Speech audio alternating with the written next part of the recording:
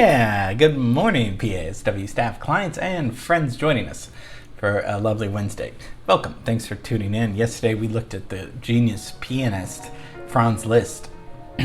So good. We should get Rex to play some Liszt for us when we all come back. That would be a lot of fun. I was thinking about that after the class.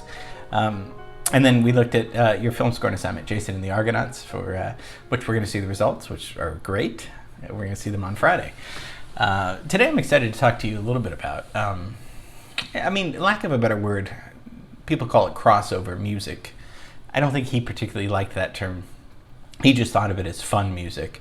But, we need labels in society, which are good, sometimes good. But so people labeled this music crossover music. So if you were to have your assignment for 20 seconds, okay, I want you to take Bach's music, and I want you to take Scott Joplin's music, and I want you to write your own music. If you had to do that, this is what the guy we're going to be talking about did. So you're like, thank God I don't have to do that right now, right? Because what he did was really take those two guys in particular, along with some other jazz guys, and create a new form of crossover music, of classical and jazz music and ragtime. So today we're going to be talking about the very great French composer, Claude Bolling.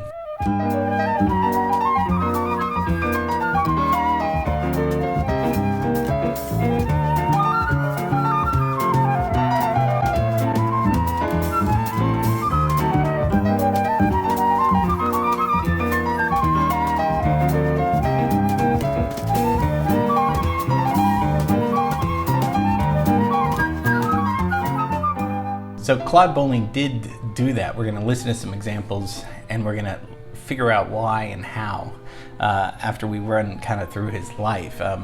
French jazz pianist. Probably the only other French composer, jazz musician we've looked at is Michel Legrand, who wrote the beautiful score to Umbrellas of Cherbourg that we looked at months and months, maybe a year ago now. He did that jazz opera, right? The Jacques Demy film. And they were born almost at the same time. I don't know if they knew each other, but so Claude Bolling's born in 1930 in Cannes, in France, where they had the Cannes Film Festival, that same Cannes, and he died just actually a few months ago, December 29th in 2020, at age 90. So he lived a long, long life. So did Michel Legrand, actually. So let's see. Yeah, we got to get over there, because until we get over there, I can't bring up the timeline. I have a ritual here. Let's leave the Austrian Empire, thank God, and let's go over to Cannes in France. So he's born in 1930. So take a look at all the not all, because we've looked at way more than these. But if he's going along, he's born right when Michel Legrand is born. Okay, so who's he going to be influenced by? So obviously he's going to be influenced by Bach, but that's hundreds and hundreds of years earlier. He's very influenced by Duke Ellington. We did a whole class on Duke. Duke, Count Basie, those guys in the 20s started getting fueling the swing big band era jazz music. He's also very influenced by Fats Waller, because Claude Bolling's a pianist. Obviously, Fats Waller's one of the best stride pianists, but doesn't live that long. He's also very influenced by Lionel Hampton, which we'll do a class on at some point. But Lionel Hampton was a jazz vibraphonist and band leader, very influential. We'll talk about him. He's pretty far after Scott Joplin. I always am amazed to see how early Scott Joplin was. Born in 1868. That's like right after the Civil War, and he starts writing early jazz ragtime music, kind of based all on that the train collision, I think. So this is what Claude Bolling's is seen right now, is being born into this world of the 30s is when swing and big band music and Glenn Miller's taken off. 40s is going to be jazz, so he's going to be very influenced by jazz. And then we're going to take a look at what he did in 1975 that was truly revolutionary. But hold your horses. Let's just start, let's just, everyone calm down. So his father was a hotel manager And so Claude studies at the Nice Conservatory, and then in Paris.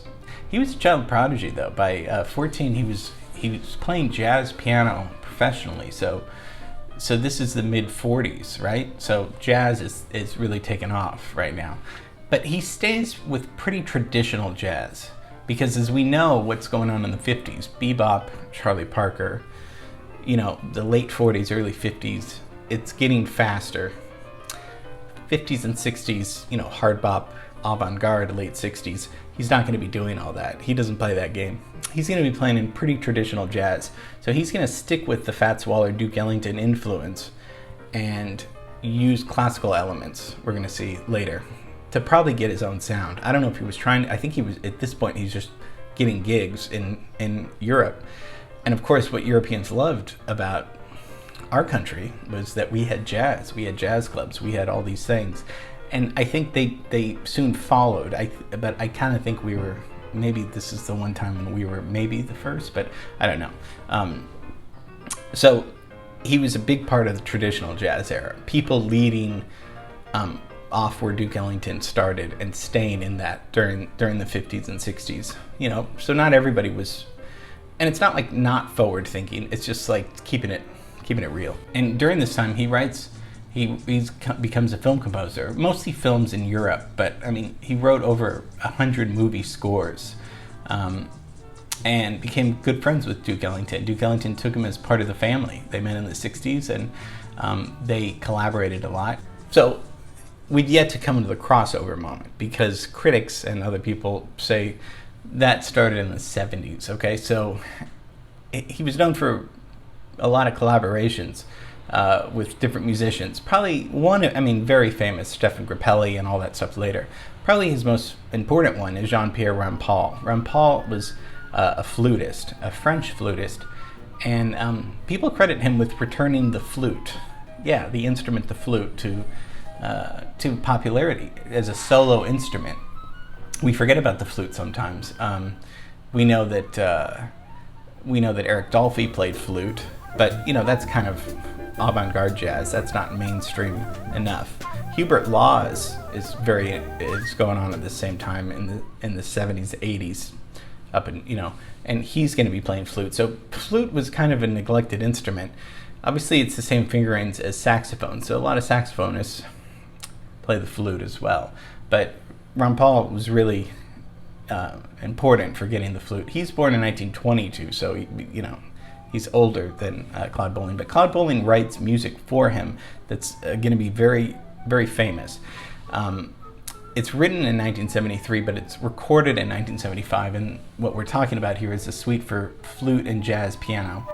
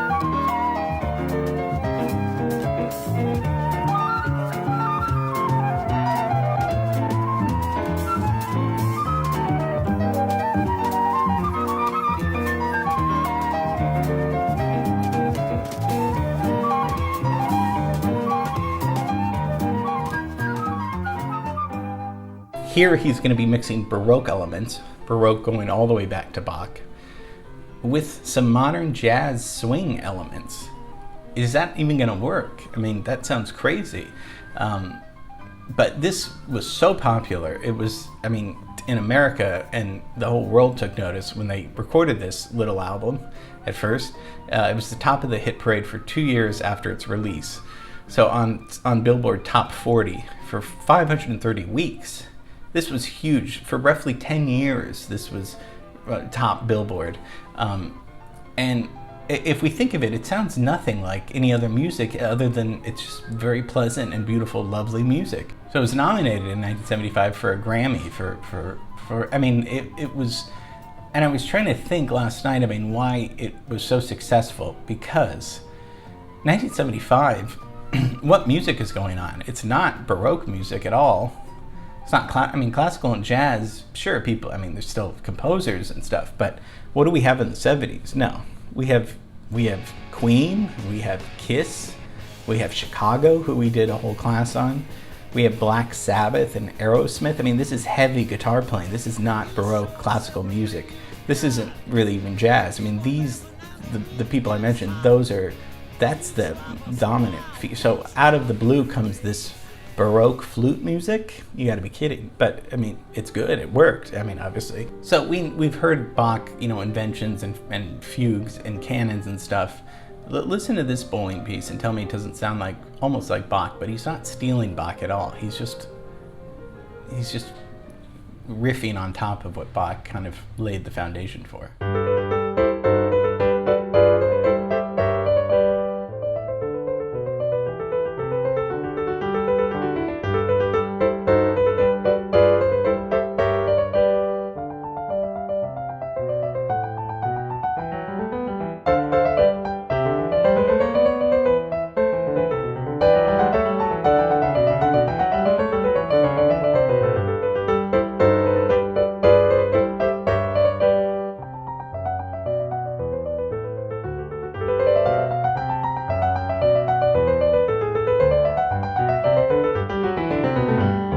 With Baroque and blue, there's flute and the right hand piano, and they're having a dialogue and discussion.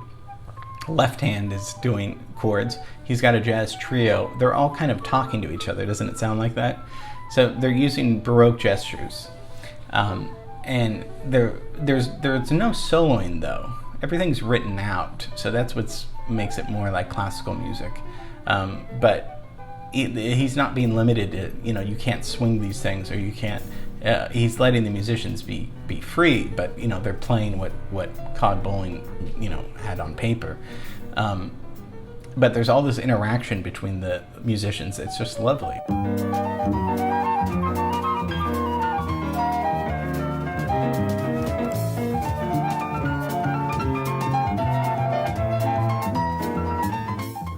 And as we're hearing this, what are we hearing? We're hearing counterpoint, right?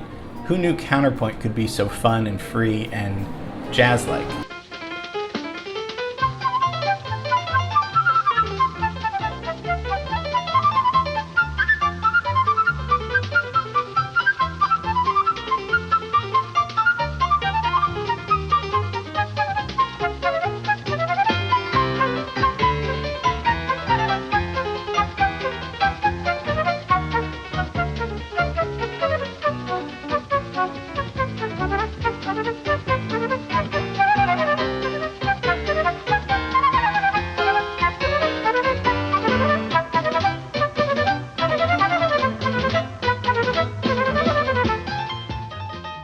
So Claude Bolling didn't really like the word combination. He just thought this is a dialogue between two kinds of music. And he said, I've done nothing new. This has been going on for a long time. But I think he did do something new. I think that he was taking his jazz, his love for jazz and his love for classical, and doing something kind of new. But I think with the crossover thing, he was just like, I was just writing fun music. I wasn't trying to be necessarily innovative. I was being serious, but also just, and it's really fun, delightful music.